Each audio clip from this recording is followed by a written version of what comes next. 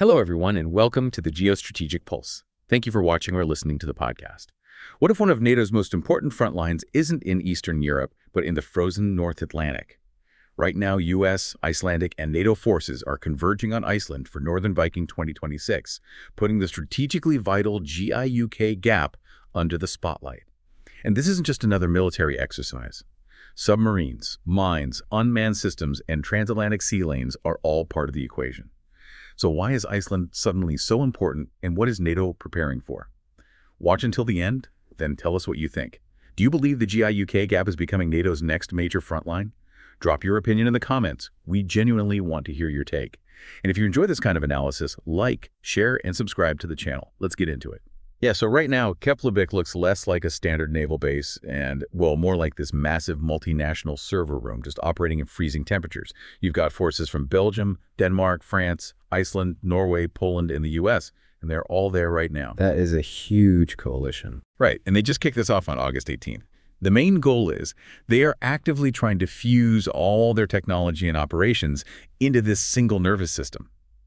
Because, I mean, if they can't make their systems talk to each other under extreme pressure, the entire defense architecture of the North Atlantic just fractures. Wow. So it's basically a massive stress test. Exactly. Yeah. Northern Viking 2026, or NV26, is fundamentally testing if NATO can physically and digitally hold the line in one of the most unforgiving maritime environments on Earth. Okay, well, let's start with the geography then, because everyone always refers to the GIUK gap, Greenland, Iceland, and the United Kingdom as the toll booth of the North Atlantic. Right, the main gateway. Yeah, conceptually, I think we get that it's a choke point, but practically speaking, it's hundreds of miles of open ocean. Like, how exactly does a giant stretch of water function as a toll booth?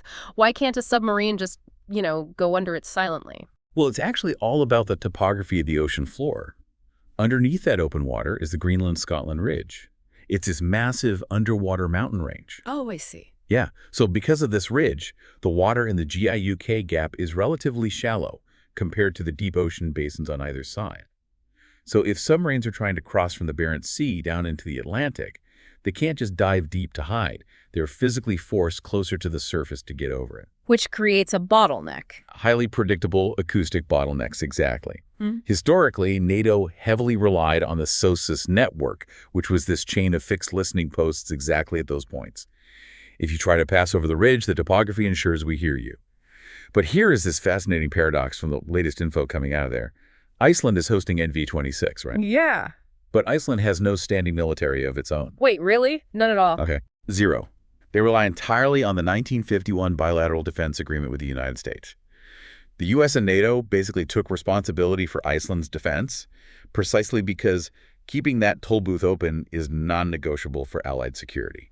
Okay, but if that 1951 agreement was built for, Cold War deterrence, spotting massive, noisy Soviet submarines blundering over the ridge, why does a 75-year-old framework still matter today? I mean, what are we actually defending against right now? And that is exactly the friction point NATO is navigating during these drills. The NV26 exercise is running right now through September 3rd. They aren't just basic sailing. They are focused on high-stakes modern combat. Like what? What are they practicing? Well, anti-submarine warfare, complex mine countermeasures, and a huge focus on defending against unmanned systems. Because we aren't just dealing with torpedoes anymore, right? We're dealing with, quote-unquote, civilian research vessels loitering over critical fiber optic cables. Oh, right. Gray zone warfare. Exactly. Adversaries deliberately operating below the threshold of armed conflict. You might have an autonomous underwater drone mapping the seabed right next to a transatlantic cable, or an unmarked trawler dragging its anchor a little too close to an energy pipeline. And since Iceland doesn't have an army, that makes it so much more complicated. Precisely. If an incident happens in Icelandic waters, there isn't an Icelandic Navy vessel to just go out and handle it as a police action. It immediately becomes a NATO issue. Which raises the stakes exponentially. So how are they actually planning to fight or deter in this environment? Because finding modern mines and stealth drones in the North Atlantic sounds baffling. I mean, how do you even detect a modern mine under the ice when the environment is that hostile? Well, it requires understanding just how chaotic the acoustics in the North Atlantic truly are. Water is not a uniform medium. You get these severe variations in temperature and salinity, which create thermoclines. Thermoclines, like distinct layers of water. Yeah, basically.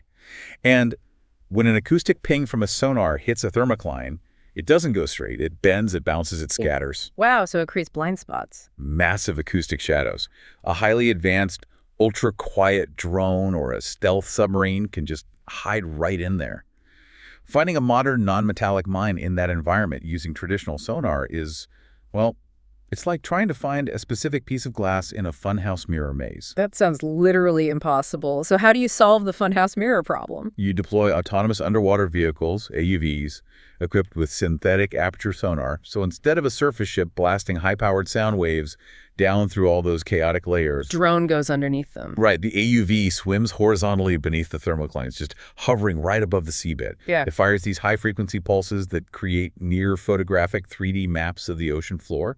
But the real challenge isn't taking the picture. It's interpreting all that data. Exactly. And that's where the whole data overload issue comes in, right? Because in some recent news, General Alexis Grinkowicz, the Supreme Allied Commander Europe, he pointed out that managing this environment requires AI-enabled decision support tools. He wants to make command decisions at the speed of future conflict. Yes, that's the ultimate goal. But I have to push back here. We all know AI can hallucinate. You're telling me we are going to trust an algorithm to look at acoustic data and definitively say, yes, that's a Russian mine, and not, a bizarrely shaped rock or a sleeping whale. I mean, come on, that sounds like a massive risk. It is a risk, definitely. But it's a necessary one because the alternative is total operational paralysis. Just think about the sheer volume of information coming in during an operation like NV-26. Millions of data points, I'm guessing. Oh, easily. You have Polish aircraft dropping sonar buoys, French submarines picking up passive acoustic anomalies, U.S. satellites monitoring thermal balloons, and dozens of AUVs scanning the seabed. Ah. A human team sitting in a command center just cannot synthesize all of that across multiple security classifications in real time. So the AI isn't the one pulling the trigger, it's functioning as a highly advanced filter. Exactly, it's sensor fusion. The neural networks are trained on massive libraries of acoustic signatures. When a French submarine hears a sound, the AI instantly cross-references it. It strips away the noise of the thermoclines, filters out the pod of whales, and flags the anomaly. So it highlights the actual threat. Right.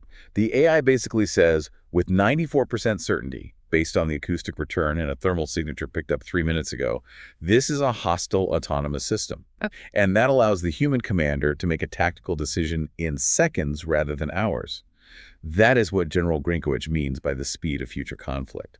Because if your data processing is slow, your advanced weaponry is useless. Okay, so the geographical map actually matters less than the digital map. The gap isn't just physical water anymore, it's bandwidth. If your network processes data slower than the adversary's network, the toll booth is effectively open, regardless of how many destroyers you have floating around. That is the perfect way to phrase it. The domain of warfare has fundamentally shifted from purely physical space to the electromagnetic spectrum and the data pipelines within that space. Which naturally brings us to a huge structural shift happening at NV-26.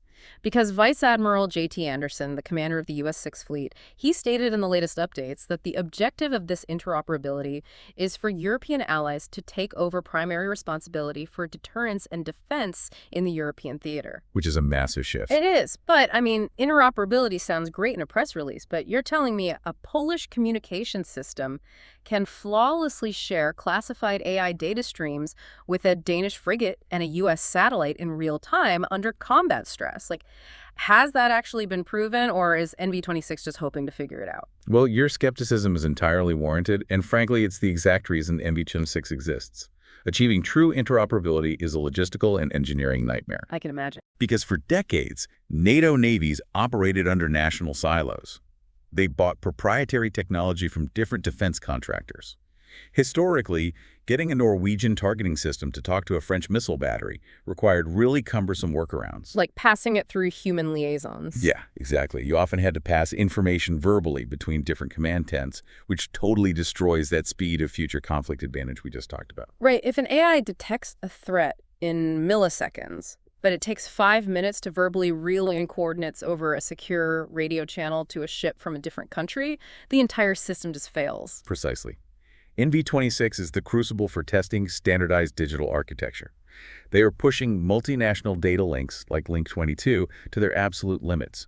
It isn't just about sharing voice comms, it's about sharing a common operating picture. So everyone sees the same screen. Right. The goal is that when a U.S. sensor detects a target, The firing solution instantly appears on the digital console of a Danish frigate, seamlessly integrated. NV-26 is designed to break these systems in a controlled environment so they can find the glitches in the firewall conflicts now instead of during an actual crisis in the Barents Sea. So it's about building a resilient distributed network, which changes the strategic calculus completely, right? Since 1951, the U.S. has been the primary anchor holding that North Atlantic toll booth closed.